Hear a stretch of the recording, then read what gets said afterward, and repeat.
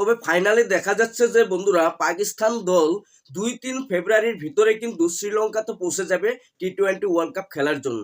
তবে বন্ধুরা এখানে বাংলাদেশ দল পাকিস্তানের কথা মতে কিন্তু টি-20 ওয়ার্ল্ড কাপ থেকে বয়কট করে দিয়েছে। তবে এখানে দেখা যাচ্ছে পাকিস্তান দল বাংলাদেশকে উস্কিয়ে দিয়ে টি-20 ওয়ার্ল্ড কাপ থেকে বাদ করিয়ে বয়কট করিয়ে এখন সুন্দরভাবে কিন্তু পাকিস্তানে 2-3 তারিখে পৌঁছে যাচ্ছে টি-20 ওয়ার্ল্ড কাপ খেলার জন্য। তবে পাকিস্তান দল বাংলাদেশকে যেভাবে বাস দিয়েছে টি-20 ওয়ার্ল্ড কাপ থেকে বয়কট করিয়েছে, তবে এখন বাংলাদেশের দলেরা, বাংলাদেশের কন্টেন্ট ক্রিয়েটররা, বাংলাদেশের জনগণেরা এখন কিন্তু ভাই দেখে দেখে জ্বলবে আর লুচির মতো ফুলবে।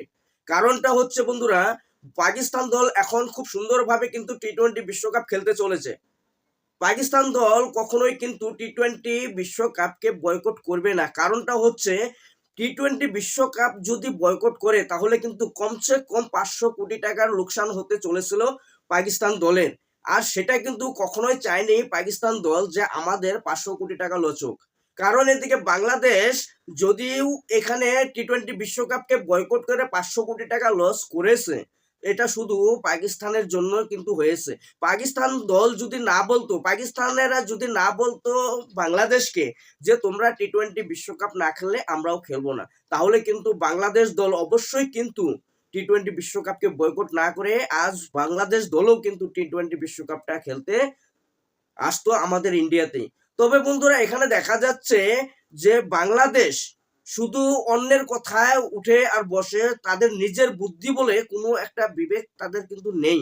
কারণ পাকিস্তানের কথাতেই তারা উঠা বসা করে এবং দেখা গেল যে টি-20 ওয়ার্ল্ড কাপকে বয়কট করে দিয়েছে। আর সেই পাকিস্তান এখন বাংলাদেশকে সরিয়ে দিয়ে নিজেরা টি-20 বিশ্বকাপ খেলতে চলেছে। তবে বন্ধুরা পাকিস্তান দল টি-20 বিশ্বকাপ খেলতে চলে যাচ্ছে শ্রীলঙ্কাতে 2-3 তারিখ, ফেব্রুয়ারি 2-3 তারিখে, এবং বাংলাদেশ দল টি-20 বিশ্বকাপ থেকে বয়কট করে নিয়েছে। এতে তোমাদের মতামত কি অবশ্যই তোমরা কমেন্ট করে জানাবে এবং ভিডিওটি অনেক বেশি বেশি করে শেয়ার করে আমার পাশে থাকবে।